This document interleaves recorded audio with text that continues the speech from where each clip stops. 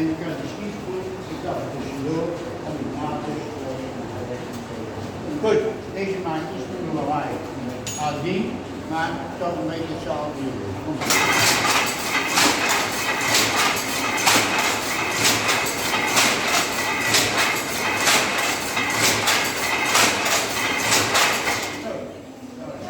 En wat ik dus nog niet had verteld, en dat is namelijk leuk dat de mensen gaan kijken,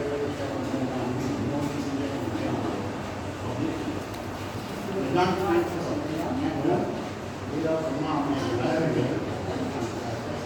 Japan, maar hier komen we zien. Maken, foto's maken, aantekeningen maken. Nou, nu is het als reis. Dit gebied.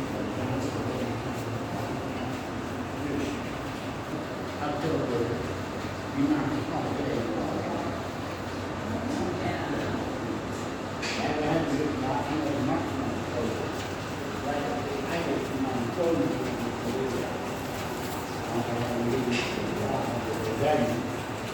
Thank you.